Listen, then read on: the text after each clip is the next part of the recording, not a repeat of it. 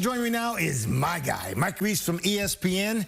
Second week OTAs in the books, but I got to talk about Stefon Diggs. Yeah. Because how big of a deal is this thing? Well, so Steve, to me, it's interesting. You're at practice last week, and the first 6 questions that Mike Vrabel gets from reporters are all about Stefon Diggs and this video. And so Diggs isn't even there, right, Steve. So to me, there's 2 factors in play here. There's one, the video. What do you think of the video? What is it? I don't think that part of it is a major deal from like a league standpoint.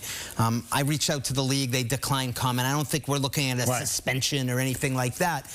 But the second part of it to me is that these are all voluntary, but Stefon Diggs hasn't really been around, and I actually think that part's bigger, Steve. You bring up an excellent point. How, new system, coming in, new team. How can you not be there? Well, you cannot be there because you don't have to be. I know, Mike. I mean, what are we doing here? Steve, I'm with you, but these are the rules, and in fairness to Stefon Diggs, I would point out cornerback Carlton Davis, who they gave a lot of money to, also wasn't there last week, and pictures showed up on social media of him on a jet ski out on, somewhere. So it's not just Stefon Diggs, but here's why I think it's important, Steve, and why, to me, the video is one thing, but it's more that Stefon Diggs hasn't been around. He needs to develop chemistry with Drake Maye. No question about it. And if he wants to be the #1 guy, I think it would benefit him to be around, even though it's voluntary. And so to me, that's sort of the big part of this.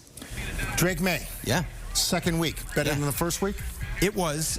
When we were there, Steve, the first week, Drake Maye threw 4 interceptions. And there's a part of you when you're reporting on this, you're saying, it's a Maye voluntary practice.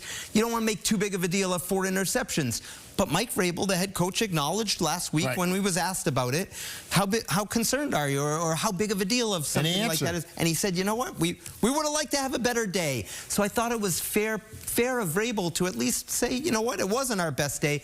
Maye was better this last week, no interceptions, because there's nothing more important than taking care of the ball. But Steve, I would say there's a lot of work to be done here. New system for Drake. You can tell he's still trying to get comfortable, and it doesn't look like it's clicking on all cylinders. Here's what I like about Vrabel. He's going to hold his team accountable, and he's not going to sugarcoat things. Yes. At all, whatsoever. Coordinators talk tomorrow. Yes. Right? Maye, Josh McDaniels. Yes. Those 2 getting closer. They're working a lot together, and I think it's important, and I think Josh McDaniels is going to be great for Drake Maye.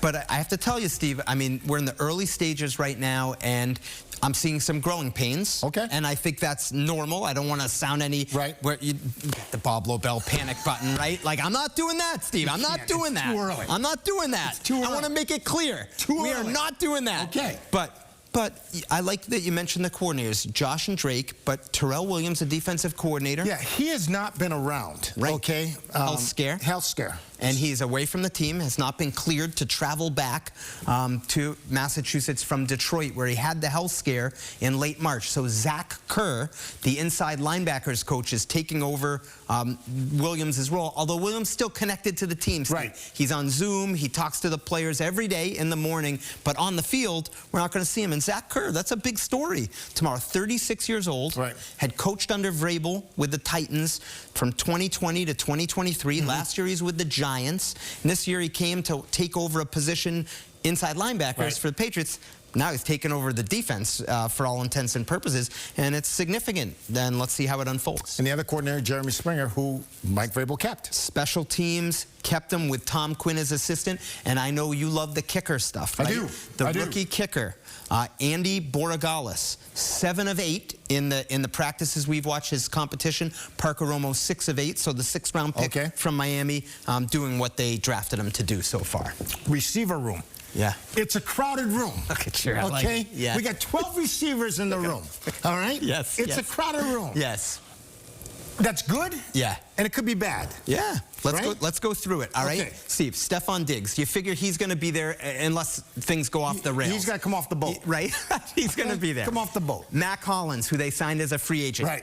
Big, fairly significant deal. He's going to be there, and he's a veteran mentor. He has not been practicing, but he's been out in the field, Steve, working with the young receivers. I got Pop Douglas, the top slot guy. He's going to be there. Kyle Williams, the 3rd-round pick out of Washington State, who made some good plays in recent practices. He's going to be there. So that's 4 right there. They only keep him, what, 6? 6. So do you go Kendrick Bourne, the 9-year veteran? Do you go last year's draft picks, Jalen Polk and Javon Baker?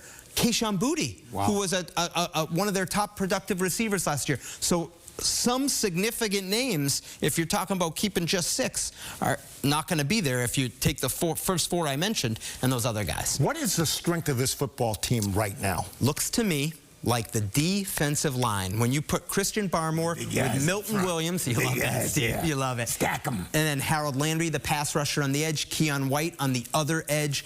Those 4, I mean, that's a pretty good defensive front. And let's not forget about the defensive backs, right? Those corners are stacked. Christian Gonzalez had 2 interceptions at Drake May 2 weeks ago. Looks fantastic. Added Pilates to his offseason regimen. Just want to throw that out there. I like that. All right. Carlton Davis, I do have to point out the other corner. Well, he was there the first week. He wasn't there the second week, so they were mixing in some other guys. But you're right. If everyone's there with Jabril Peppers, Kyle Duggar at safety, and some other guys, they get some pieces. All right, big day tomorrow for the Patriots. I mentioned, I do want to mention this. David Andrews is retiring. Yes. He was the anchor, a captain of this Patriots team, the anchor of the offensive line, a super, super guy, great teammate. And you know the Patriots are going to do it first class, Steve, and I truly believe this. I think he only wanted to play for the Patriots, similar to Julian Edelman. Couldn't envision himself in another uniform. I'm curious if he says this tomorrow. I know his parents are expected to be there. His wife, Mackenzie, a wonderful person, will be there, and I know the Patriots are going to do it right for a player